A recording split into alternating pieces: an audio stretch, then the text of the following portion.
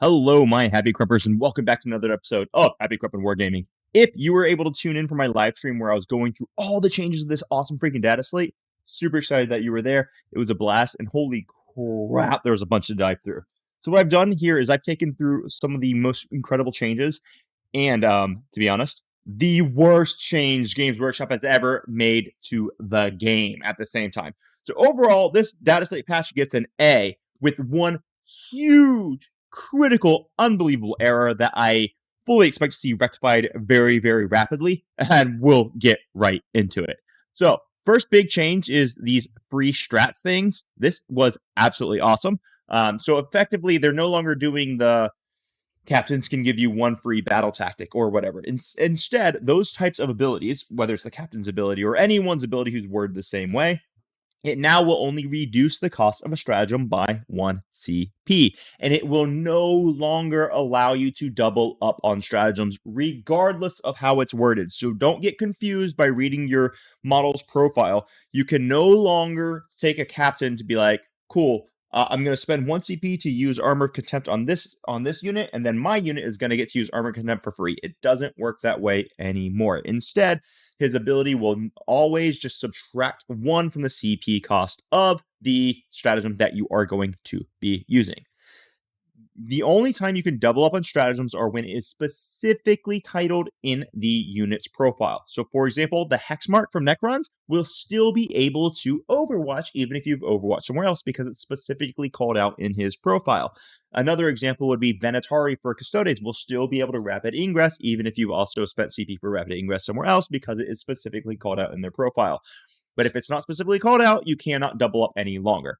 That being said, the second part of this change is now our Vect style abilities, or the abilities to make any stratagem cost more CP, has also changed. So no longer does the Calidus be able to say, cool, Armor Contempt will now cost you 2 CP each time you want to use it.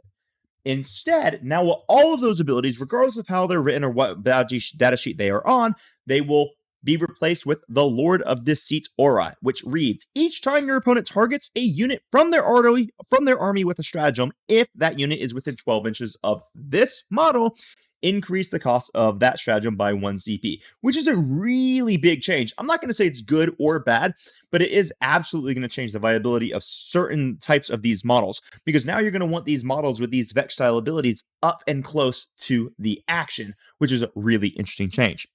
I'm going to go on to another positive change. Remember, the really bad, awful change at the end. A really interesting change, maybe not positive, but super interesting one, is now our Imperial Knights and Chaos Knights big boys are here to freaking stomp. So basically, they're all Kool-Aid Man action. They get to move through terrain regardless of the height of it. And the only penalty they get for doing so is they have to roll 1d6, and on a roll of a 1, they count as being bottle shocked. This is a crazy buff to both Imperial and Chaos Knights, and I am really interested to see how that shakes the meta out. I will tell you 100% that with this change, GW messed up by not increasing the cost of Canis Rex, because you will be seeing Canis Rex in almost every single Imperial army that he can take in. This is freaking awesome. It's also came along with another slight change, which makes it very hard to move block these boys, because now your big knights are able to move within engagement range of the enemy as long as they don't end within engagement range, which makes it harder to move block them as well. So big knights just got a huge boost up. Next big change, lone op strats. All stratagems in the game that would provide a 12-inch aura of being untargetable now operate at 18 inches. This is a core change, so it doesn't matter what your data sheet says.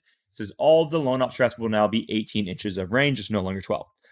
An additional change, which was pretty interesting, is that most of the ways that you got around lone op, because remember, lone op says that you can't be targeted if you're outside of 12 inches. Most of the ways that got around that, so say a Doom Bolt or the Grey Knight Librarian's ability to throw mortal wounds out, which don't actually select the lone operative as a target of attack, well, they no longer work. So now you have to be within 12 inches to target lone ops, because that is very specifically called out in the new rules commentary. Redeployments. This was a big one. I think we have 2 more before we get to the big, disgusting, bad change, by the way. Redeployments, this was a big one. All redeploys that happen before the game starts, they now happen before you know who goes first. Regardless of how your redeploy ability is worded, whether it's the Imperial Guard one or it's the sound marks from Custodes, which specify that it happens after determining who goes first, now it all happens before you know who goes first by a core freaking change to the game. So it doesn't matter how it's worded. It's all uniform. Dev wounds. This actually was an amazing change to the game here. All right, so now dev wounds are functionally mortal wounds. So they just count as mortal wounds that specifically do not spill over. So this was the big problem with it at the beginning of 10th, because at the beginning of 10th, you would have like the Eldar Wraith Knight that would shoot 20 mortal wounds and it would wipe a 20-man squad. Now, however, dev wounds inflict damage as if they were mortal wounds, but very specifically, the mortal wounds from dev wounds do not spill over. So even if you cause 20 mortal wounds to one model, it still only kills that one model. But it is a mortal wound, meaning if your unit has protection from mortal wounds, say they're being led by a librarian or something like that, you get to roll your Feel No Pain specifically against those mortal wounds. So this was actually a very, very great change to the game. I'm really happy that they finally nailed dev wounds down. So that was a really, really big one. We have core strat changes, and then we're getting into the worst change Games Workshop has ever made. Core stratagem changes. Grenades no longer work if you advance or fell back. Tank shock now goes off of a vehicle toughness, not strength, and there's no bonus dice for having a higher strength. So tank shocks, if you're running in, you have a toughness of 8, you get to roll 8 dice. There's no +2 for having higher toughness, and it goes off toughness, not strength. Grenades, let me go back to grenades because I feel like I skimmed over that. It doesn't work if you advance or fell back. Previously, the way grenades was worded is that you could throw grenades so long as you have not shot. Meaning you could advance, you could fall back, you do whatever you want. You didn't have to be eligible to shoot. You simply had to have not shot. Now, you can't have advance and you can't have fell back, which makes grenades much more limited than they previously were. Still a good stratagem, still something to be on the lookout, but much more limited. CP reroll now explicitly works with fast dice rolling, which was previously not a thing. However you want to argue it, previously wasn't a thing, but now you can fast roll your dice all you want and pick out whichever dice that you want to reroll. It is very explicit in the stratagem. There's no more argument against it. And then finally, the heroic interventions went to 1 CP. Guys, real fast, before I get into the absolute worst change GW's ever done, I realized I forgot one other change, which is amazing. So I'm just going to type it out here for you. Indirect is dead, baby. You can no longer hit on 1 through 3s. On 1s through 3s, regardless of modifiers. So I don't care if you have +17 to hit and ballistic skill of 2. If you're shooting indirect, and you roll a 2 or a 3, you miss. It's that simple. Thank you, Games Workshop. You have finally done what you needed to do for indirect. I think indirect is fine now. The best that indirect can possibly hit you on is on a 4. That's amazing. All right, moving on to the worst change Games Workshop has ever done, in my opinion. This sucks. So what they did is they added a rule called the pivot. So previously, what you would have to do if you wanted to move your models across the battlefield, you have to measure from any point on the model the furthest that it would move. So if you had a big base, you would have to pay to rotate them, because that's one of the big things about these giant models. One of the reasons why they're costed the way they're costed is because they're hard to move. It's part of the game. However, Games Workshop just said, nope. Doesn't matter at all. If you have a round base, you do not pay for pivoting. That is freaking insane. That means that you can basically bounce wherever you want without paying for any pivoting cost. And if you don't have a round base, you only have to pay 2 inches of your movement to rotate however you want. 2 inches. That means you can rotate 23 different times, do full complete 180 circles.